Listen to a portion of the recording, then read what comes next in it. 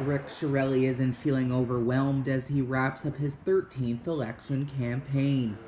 He was first elected to Nepean City Council in the early 1980s when he was only 19 years old, just days before graduating from St. Pius High School.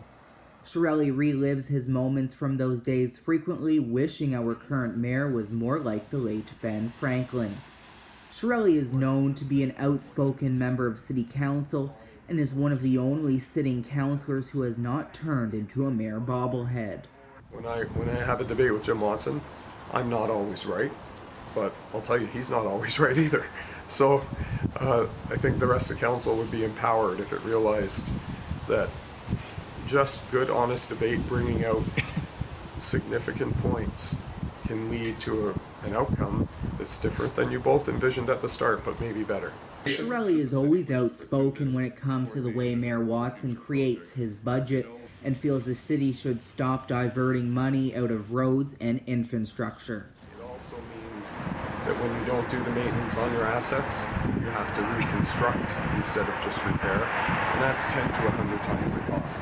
That becomes a huge pressure on taxes, and one of the main reasons that we have tax pressure. His opponents have questioned the way he uses his $40,000 traffic calming budget, but Chiarelli says half of it goes towards traffic studies and the other half towards regular road repair work. Light rail transit is expected to roll into College Ward by 2023, and Chiarelli feels this time it will be on time and hopefully on budget.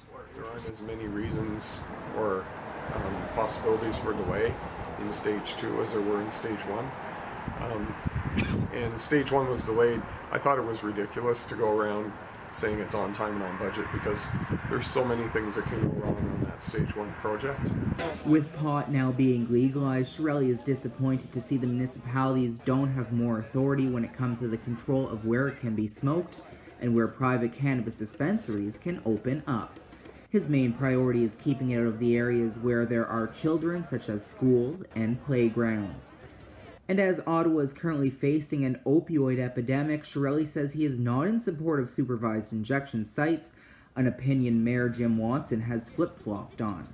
Chiarelli said he would rather see the money go towards treatment, something that is currently lacking in this city. You know, everyone who defends safe injection sites says, well, we need to take this as a step to work people toward treatment. Well, we need treatment before we start trying to tell everyone to go to treatment, right? He is hopeful council will look different over the next 4 years with at least 4 seats up for grabs. Chiarelli also believes there are 2 other wards in the city where the incumbent could potentially lose. Chiarelli is up against 2 others campaigning for his job. Emily Coyle, a lawyer by trade and former small business owner, has been picking up support in parts of the ward, and Ryan Kennery is campaigning on his experience as being a former advisor to Mayor Jim Watson. The election is on October 22nd. Charlie Cenac, TWIN News, Ottawa.